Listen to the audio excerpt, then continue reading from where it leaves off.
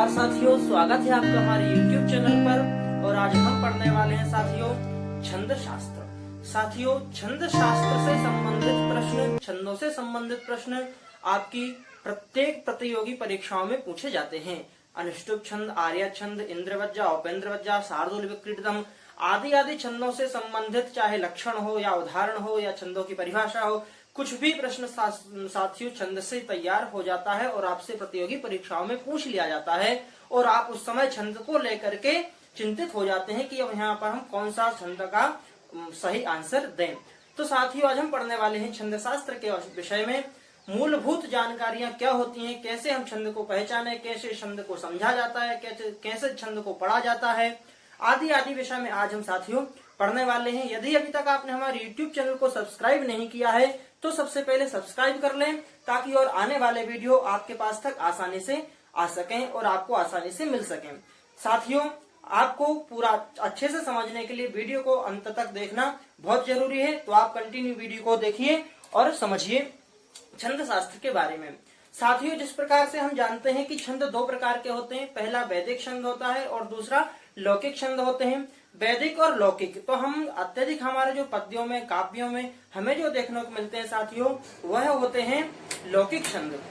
और जो वैदिक छंद होते हैं साथियों, वह वेद के अंतर्गत, वैदिक मंत्रों के अंतर्गत जो गायत्री, त्रिष्टोप, जगती आदि जो छंद होते हैं, वह छंद हमें वैदिक छंदों के अंतर्गत जाने जाते हैं या हम उनको समझते हैं। तो साथियों, जो लौकिक छंद होते हैं, उन लौकिक छंदों में क्या क्या मूलभूत जानकारियां होती हैं जो कि हमें जानना बहुत आवश्यक है, वह मैं आपको बताता हूं। सबसे पहले साथियों हम समझेंगे पद्य के बारे में। पद्य क्या होता है? तो साथियों, हम जो श्लोक पढ़ते हैं, पद्य यानी कि श्लोक में भी जो 4 पदों से युक्त जो एक काव्य या एक पद्य होता है, उसको क्या कहा जाता है? उसको पद्य कहा जाता है। चरण ही युक्तम पदम, पदम जो एक पद होता है साथियों, जो 4 चरणों से युक्त होता है। पद्यम चतुष्पदी, 4 पदों से मिलकर के एक पद्य बनता है। याद रखिए साथियों, क्या है इसकी परिभाषा? पद्यम चतुष्पदी। उसी प्रकार साथियों पद्यम हो गया, पद्यम चतुष्पदी तच्च वृत्तम जाति रीति द्विधा। वह जो पद्य होता है वह वृत्त और जाति, इस प्रकार से 2 प्रकार का होता है।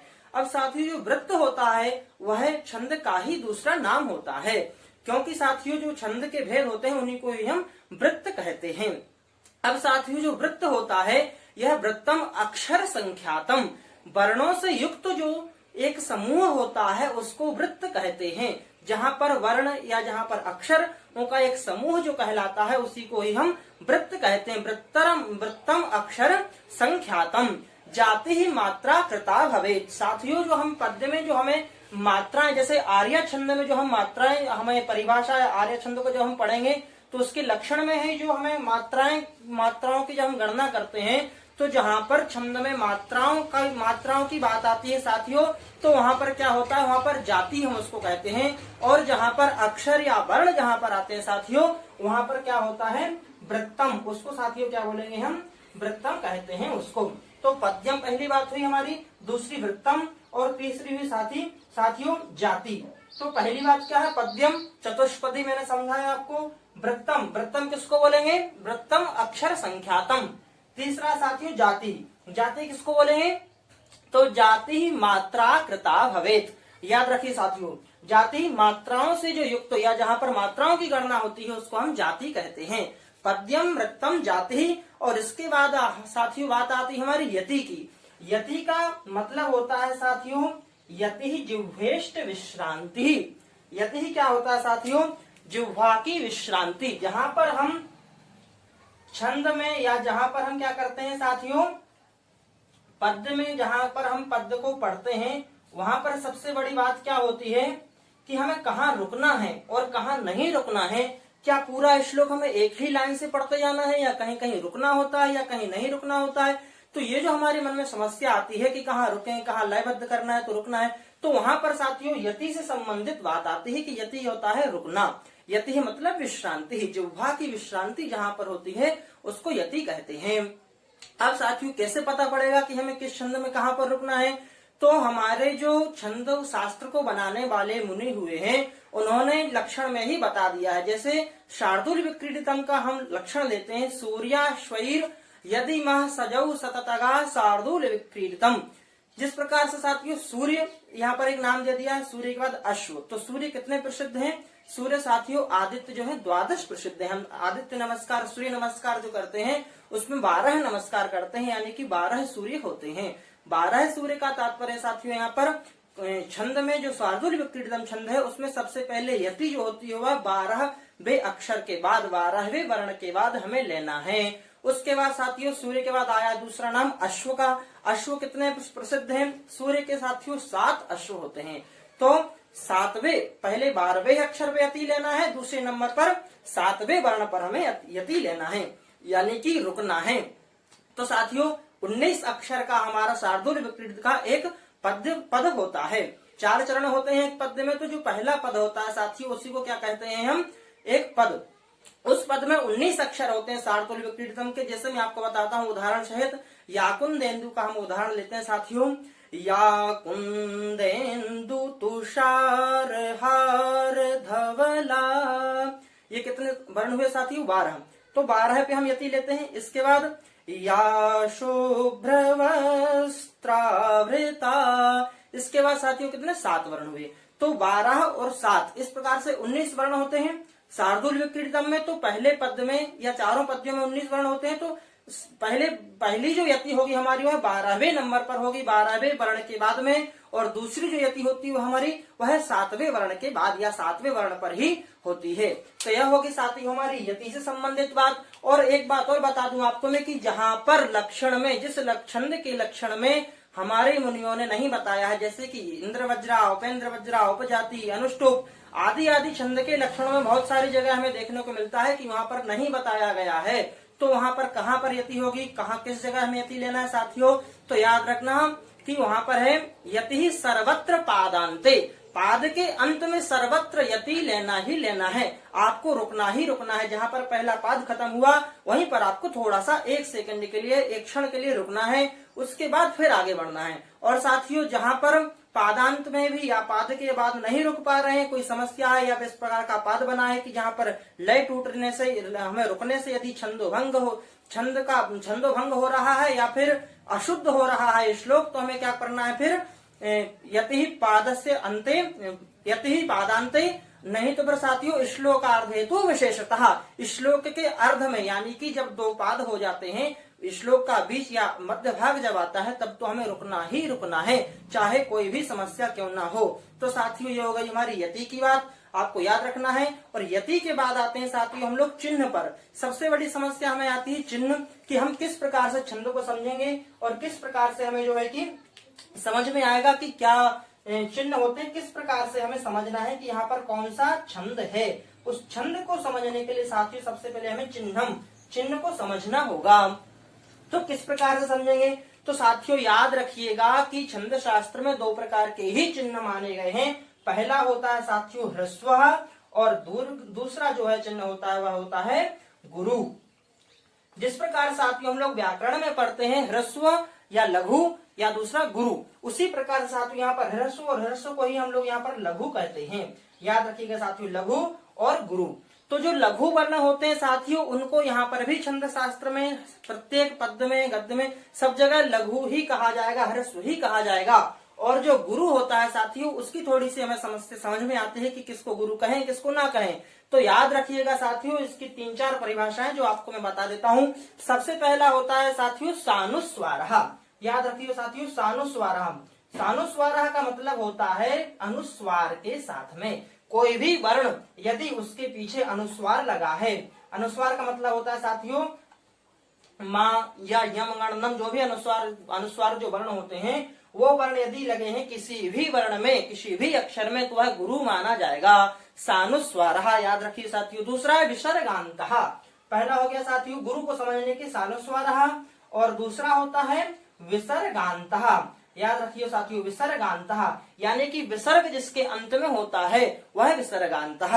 और व्यंजन परकः, तीसरे नंबर की हमारी जो यहाँ पर एक युक्ति हुआ क्या साथियों व्यंजन परकः, यानी कि जहाँ पर व्यंजन परक जो शब्द होंगे, जिन शब्दों के, जिन अक्षरों के बाद में, जिन वर्णों के बाद में व्यंजन है। जिस प्रकार से जगत हम बोलते हैं तो जो गकार उत्तरवर्ती आकार है आ और उसके बाद है ता, तो जो गा है या जो गकारोत्तरवर्ती अकार है वह दीर्घ माना जाएगा, गुरु माना जाएगा, क्योंकि उसके बाद में क्या है, व्यंजन है। याद रखना साथियों, व्यंजन पर कहा, बाद में व्यंजन, जैसे रामम हम बोलते हैं तो जो अंतिम में जो माँ आ रहा है, हलंत जो माँ आ रहा है वह व्यंजन है, तो उसके व्यंजन होने के कारण जो मध्य वाला माँ रामम का जो राम का जो माँ है वह गुरु माना जाएगा।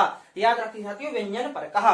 और एक और कंडीशन होती है साथियों यहाँ पर हमें गुरु और लघु समझने की, ये तो सानुस्वार है, विसर्गांता और व्यंजन पर कहा, यह तीनों चीजें जहाँ पर होंगी वह तो गुरु माना ही जाएगा पूरे पद में। याद रखना साथियों, इसके अलावा जो गुरु माना जाएगा वह क्या होता है कि पाद के अंत में हमें श्लोक की पूर्ति के लिए जिस प्रकार से हम लिखते हैं या फिर पढ़ने के लिए, या इस जो छंद की परिभाषा है, जो छंद का लक्षण है, उस लक्षण की पूर्ति करने के लिए श्लोक के अंत में या पाद के अंत में साथियों कहीं पर ह्रस्व हो जाता है और कहीं पर गुरु हो जाता है। मान के चलिए कोई लघु शब्द है यदि, तो वह क्या कहलाएगा, वह लघु शब्द गुरु हो जाएगा, और यदि कोई गुरु है तो वह लघु हो जाएगा। इस प्रकार से पाद के अंत में यह कंडीशन होती है, आपको याद रखना होगा।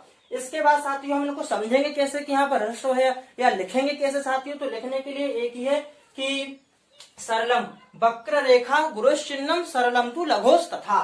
तो साथी जो वक्र रेखा होती है यह वक्र रेखा गुरु का चिन्ह होती है। गुरु जो होता है हमारा वक्र, दक्षिण में हम देखते हैं तो इसको इस प्रकार से बनाया जाता है और हमारे उत्तर भारत में इसको इस प्रकार से बनाते हैं। याद रखना साथियों, तो हम जहां पर भी इसके बाद हम अगले वीडियो में या इसी वीडियो में जहां पर भी हम छंद से संबंधित बात करेंगे, छंद की परिभाषा, छंद के लक्षणों को पढ़ेंगे, तो वहां पर हम गुरु और लघु नहीं बोलेंगे साथियों, वहां पर हम इस चिन्ह का उपयोग करेंगे। याद रखना साथियों, गुरु का चिन्ह होता है वक्र रेखा और लघु का चिन्ह, लघु यानी कि छोटा सा सीधा सा, तो लघु के लिए है सरल रेखा जो होती है, यह हम लघु के लिए मानते हैं। याद रखना साथियों, यह जो रेखा यहाँ पर है यह गुरु के लिए है और यह जो रेखा है यह लघु के लिए है। तो इस प्रकार से हम जहां पर भी अब बात करेंगे आगे चल के वह लघु और गुरु के लिए केवल इन दोनों से ही समझेंगे।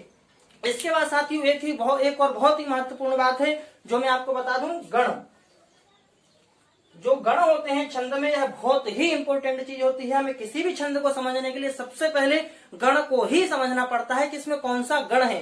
तो साथियों गण के लिए मैं आपको बता दूं कि यमाता राजभान सलगा। क्या क्या होता है साथियों, यमाता, राज भा न सल और गम। इस प्रकार से साथियों यह 8 गण होते हैं। यमाता राजभान सलगम। यमाता में किस प्रकार साथी जो ये सूत्र है यही इसका स्वरूप भी होता है। जिस प्रकार से यमाता में हम क्या लेंगे, यमाता, या से लेकर के मा तक जाएगा, तीन वर्णों का, 3 अक्षरों का एक गण होता है यमाता। ये यगण हो जाएगा साथी। उसी प्रकार से मां से लेकर के रा तक मगण कहलाएगा, ता से लेकर के जा तक तगण, रा से रगण, जा से जगण, भा से भगण, ना से नगण, सा से सगण। उस प्रकार से साथियों ला और गा, ये लगन और गगन नहीं है, यह लघु और गुरु, जो मैंने अभी आपको समझाए थे कि लघु यह है और गुरु यह, तो यह लघु और गुरु। तो साथी जो 8 गण होते हैं, यगण, मगण, रगण, यमण, यगण, मगण, तगण, रगण, जगण, भगण, नगण और सगण। इनको लिखेंगे कैसे साथियों, जो इनका स्वरूप यहाँ पर लिखा है सूत्र में उसी प्रकार से हम इसको समझेंगे। जैसे कि यगण में क्या है, यह लघु है तो लघु लिखेंगे। फिर मगण में, यगण में ही पहला अक्षर क्या होगा साथियों, लघु होगा। दूसरा और तीसरा अक्षर जो है गुरु होगा। उसी प्रकार से मगण में क्या होगा, गुरु, गुरु और गुरु। फिर तगण में क्या होगा साथियों, गुरु, गुरु और लघु। फिर रगण में क्या होगा, गुरु, लघु और गुरु। जगण में क्या होगा साथियों, जगण में होगा हमारा लघु, गुरु और लघु। भगण में क्या होगा, गुरु, लघु और लघु। नगण में क्या होगा साथियों हमारा, नगण में तीनों ही लघु होंगे। उस प्रकार से सगण में क्या होगा साथियों, पहला वर्ण जो होगा वह लघु होगा, दूसरा भी लघु होगा, तीसरा जो होगा गुरु होगा। इस प्रकार से यह 8 गण होते हैं जो कि हमें बहुत ही आवश्यक तरीके से आना चाहिए। यदि आपको किसी भी परीक्षा में किसी भी छंद का प्रश्न आता है तो सबसे पहले आपको यह सूत्र जो है आपकी आंखों के सामने आ जाना चाहिए, छप जाना चाहिए। यह आप याद कर लीजिए, यमाता राजभान सलगम या यमाता राजभान सलगा। कुछ भी करेंगे दोनों प्रकार के सही है। इतरेतर और समाहार द्वंद्व समास अलग अलग प्रकार से होता है। समाहार करेंगे तो यमाता राजभान सलगम और इतरेतर द्वंद्व करेंगे तो यमात राजहान सलगा। इस प्रकार से साथियों ये आप याद कर लीजिए और उंगलियों पर आप गिन करके बता देंगे कि यमाता, या का यगण, मगण, तगण, रगण, जगण, भगण इत्यादि, नगण, सगण और लघु और गुरु। तो जिस प्रकार से आपको ये सूत्र याद होगा उसी प्रकार से आप बहुत ही जल्दी और बहुत ही अच्छी तरीके से आप छंद से संबंधित प्रश्न का उत्तर दे सकेंगे। तो साथियों आशा करता हूं कि यह वीडियो आप लोगों के लिए बहुत ही लाभदायक होगी और आगे वाले वीडियो में आपको बताऊंगा अनुष्टुप छंद, आर्या छंद और अन्य जो छंद होते हैं, पूरे छंदों जो साथियों आपके विषय में नेट जीआरएफ में, इसके अलावा और जो भी प्रतियोगिताएं होती हैं, प्रतियोगी परीक्षाएं होती हैं, सभी परीक्षाओं में जो छंदों से संबंधित प्रश्न आते हैं उन प्रश्नों को भी लेकर के आऊंगा। और प्रश्नों के अलावा जो भी छंद से संबंधित प्रश्न पूछे जाते हैं या परिभाषा या लक्षण पूछे जाते हैं वह भी सब मैं आपको लेकर के आऊंगा। धन्यवाद साथियों। वीडियो को लाइक एवं शेयर अवश्य करें एवं चैनल को सब्सक्राइब करना ना भूलें। धन्यवाद साथियों।